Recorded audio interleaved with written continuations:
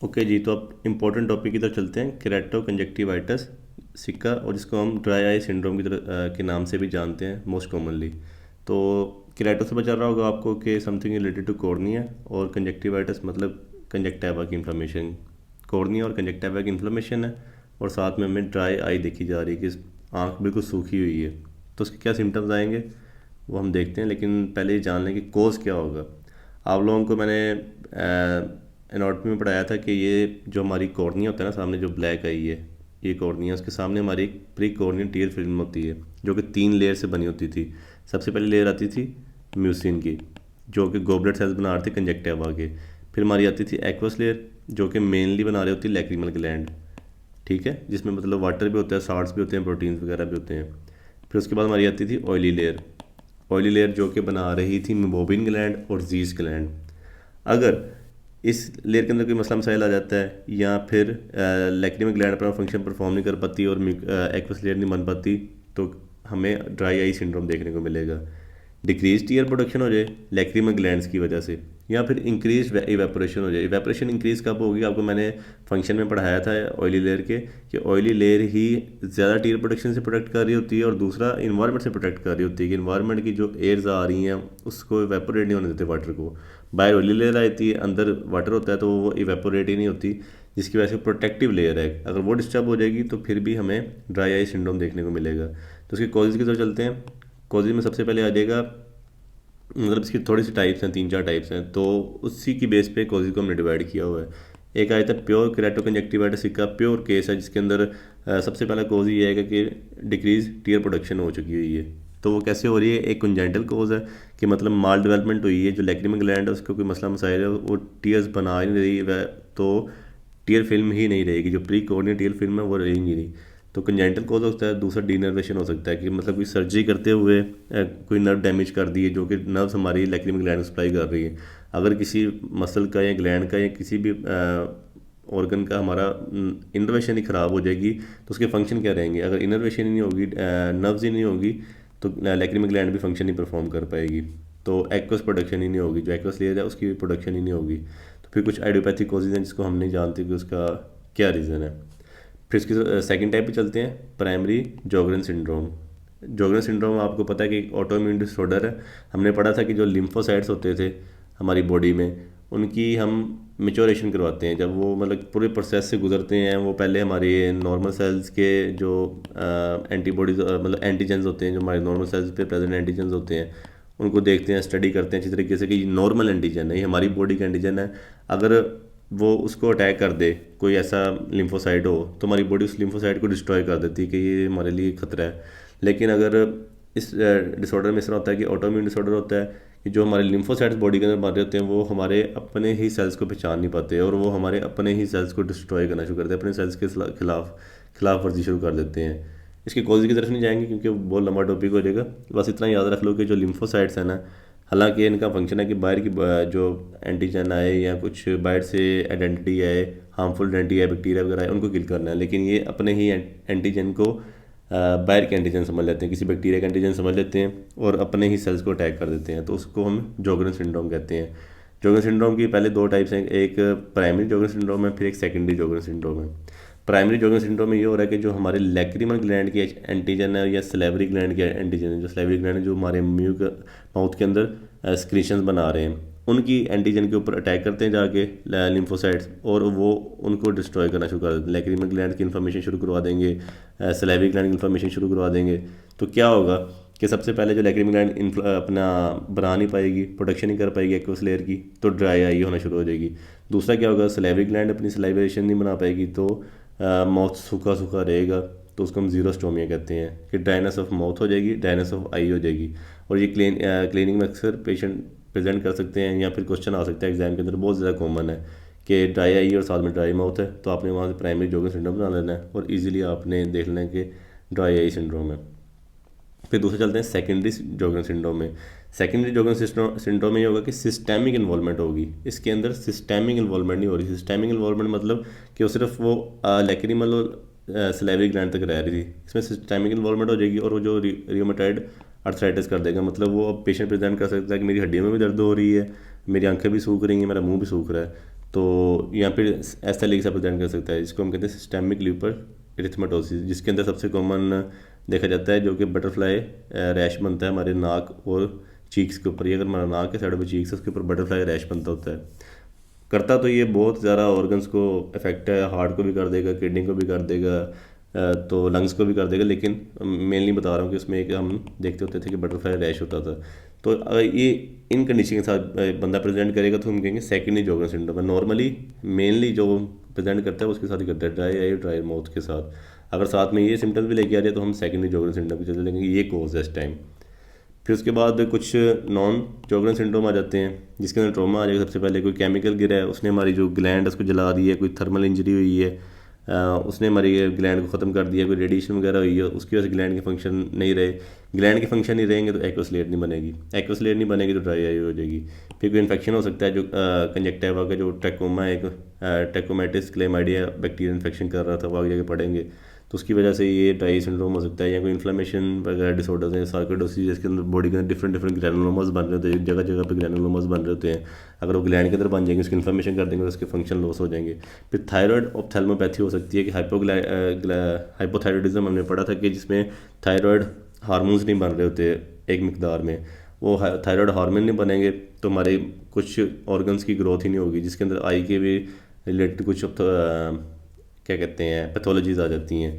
तो वो हाइपोथायरॉयडिज्म के रिलेटेड है, तो वो भी ये कर सकता है। जोगरन सिंड्रोम में कोई हो सकता है कि ग्लैंड की डेवलपमेंट ना हो, ग्लैंड अपनी सिक्रीशन ना बना सके क्योंकि थायराइड हार्मोन पूरा नहीं था।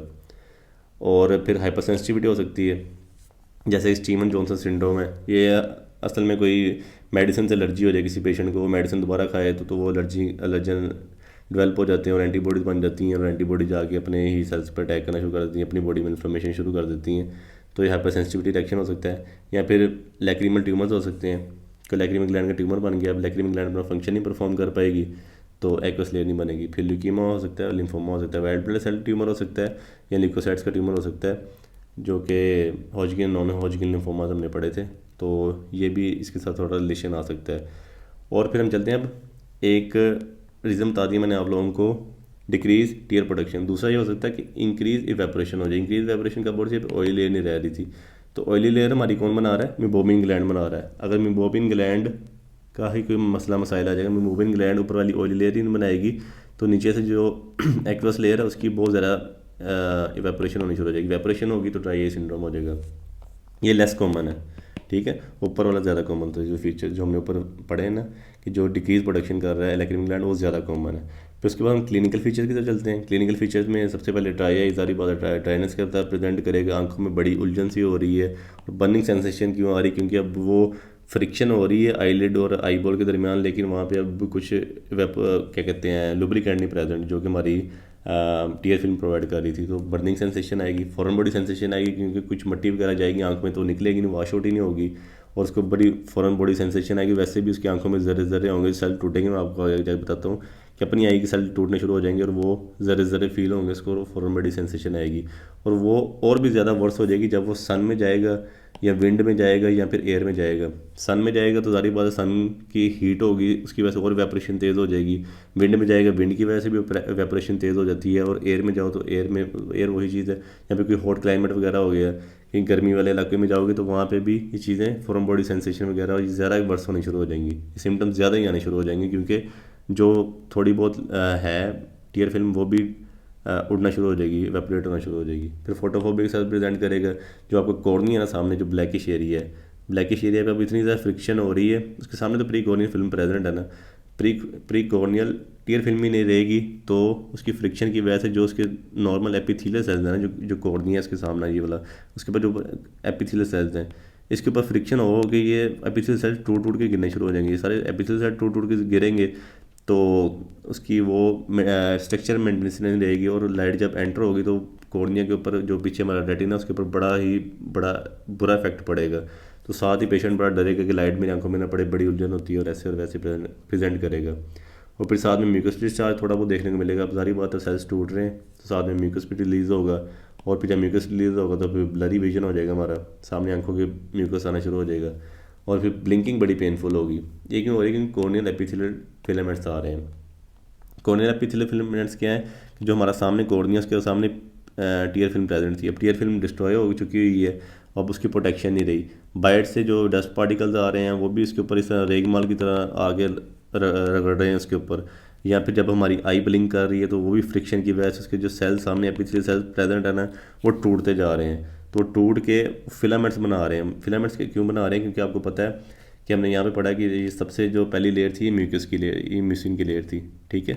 म्यूसिन लेयर भी मेंटेन रही। म्यूसिन लेयर को कौन प्रोटेक्ट कर रहा था? जो एक्वस लेयर थी, जो लैक्रिमल ग्लैंड बना रही थी। तो एक्वस लेयर भी नहीं है तो म्यूसिन भी प्रोटेक्ट नहीं हो रहा, म्यूसिन भी टूट रहा है, और साथ में जो यहाँ पे कॉर्निया के ऊपर एपिथेलियल सेल प्रेजेंट है ये भी टूट रहे हैं। ये दोनों टूट के और ये फिलामेंट बना देते हैं। फिलामेंट फिर सामने हमारी आंखों पे आके गिरते हैं, ठीक है। और जब भी हमारी आईज ब्लिंक करती हैं, फिलामेंट बीच में प्रेजेंट होते हैं, ये और भी ज़्यादा एक तरह की डिस्टर्बेंस क्रिएट करते हैं, और भी ज़्यादा गंदी सी फ्रिक्शन क्रिएट करते हैं, और बड़ी पेनफुल ब्लिंकिंग होगी। जब वो इंसान अपनी आंखें झपकेगा तो सेंटर में फिलामेंट रगड़ेंगे और भी ज़्यादा उसको ना बड़ी दर्द होगी। फिर जब हम क्लिनिक में एग्जामिनेशन करेंगे तो हमें क्या क्या चीज़ें देखने को मिलेगी वो पढ़ लेते हैं। फिर एक तो हमें देखने को मिलेगा सबसे पहले पोस्टीरियर ब्लेफाइटिस। पोस्टीरियर ब्लेफाइटिस क्यों हो रहा है? आप लोगों ने ब्लेफाइटिस पढ़ा था कि जो मोबिन ग्लैंड है ना, अगर उसकी ओवर सिक्रीशन होनी शुरू हो जाए, वो बहुत ज़्यादा सिक्रीशन ऑयली सिक्रीशन रिलीज़ करना शुरू कर दे, तो उसको हम कहते हैं पोस्टीरियर ब्लेफाइटिस। पोस्टीरियर ब्लेफाइटिस क्यों हो रहा है? क्योंकि वो जो मोबिन ग्लैंड है समझ रहा है कि शायद मैं कुछ डिफेक्टिव कर रहा हूँ जिसकी वजह से हमारी टीयर फिल्म मेंटेन ही रह रही, क्योंकि अब जो सामने जो ऑयली लेयर आ रही है वो हमारी टीयर फिल्म को प्रोटेक्ट कर रही है। लेकिन मोबिन ग्लैंड को ये नहीं पता कि अब मसला तो लैक्रिमल ग्लैंड में चल रहा है, लेकिन वो अडाप्टेशन करती है और वो अपनी सिक्रीशन को बढ़ा देती है। जब अपनी सिक्रीशन को बढ़ाती है तो हमें साथ में पोस्टीरियर ब्लेफाइटिस देखने को मिल जाता है। फिर रिड्यूस टीयर वॉल्यूम हो जाता है कि जो टीयर का वॉल्यूम है एंड्स पे मार्जिन्स पे जो टीयर वॉल्यूम नॉर्मल आई में देखो बड़ी चमक चमक सी होती है, वो भी खत्म हो जाएगी। स्ट्रिप टेस्ट करते हैं, वो हम आगे जाके डायग्नोज और ट्रीटमेंट की वीडियो में देखेंगे। फिर हम देखने को मिलेगा जो प्री कॉर्नियल फिल्म है वो भी बहुत थिन हो गई है। ऑलरेडी आपको बता चुका हूँ कि अगर वेपरेशन वाली लेयर ही नहीं रहेगी, जो मोटी वाली लेयर है वो ही नहीं रहेगी, तो बिल्कुल थिन सी लेयर होगी। और जो पंक्टेड एपिथेलियल इरोजन देखने को मिलेंगे। पंक्टेड एपिथेलियल इरोजन इस तरह होती है कि जो मैं पंक्टम जो सामने आपको मैंने सेल्स पढ़ाए हैं ना, पिछले सेल्स प्रेजेंट है जो कॉर्निया के ऊपर वाले, ठीक है।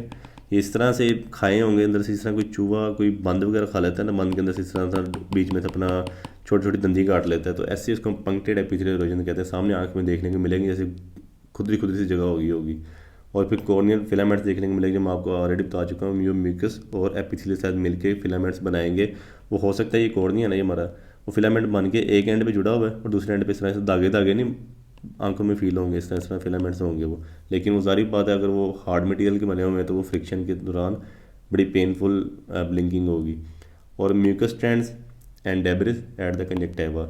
जो म्यूकस है, म्यूकस लेयर है, जो सबसे पहली म्यूकस लेयर है जो हमारे कंजक्टिवा के गोबलेट सेल्स बना रहे हैं, जो मैंने ऊपर आपको ऑलरेडी दिखाई है, ये वाली ग्रीन वाली लेयर।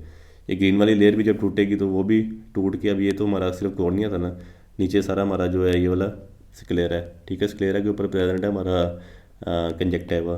फिर कंजक्टिवा भी टूट टूट के ये आई होंगी और यहाँ पे सारे डस्ट पार्टिकल्स भी देखने को मिलेंगे। तो जब कॉर्नर को हम इवर्ट करेंगे ना अपने आईलिड को, तो यहाँ पे हमें ये सारे डस्ट पार्टिकल्स और ये छोटे मोटे म्यूसिन के पार्टिकल्स देखने को मिलेंगे। तो अगली वीडियो में हम कंटिन्यू करेंगे ट्रीटमेंट और diagnosis of dry eye syndrome.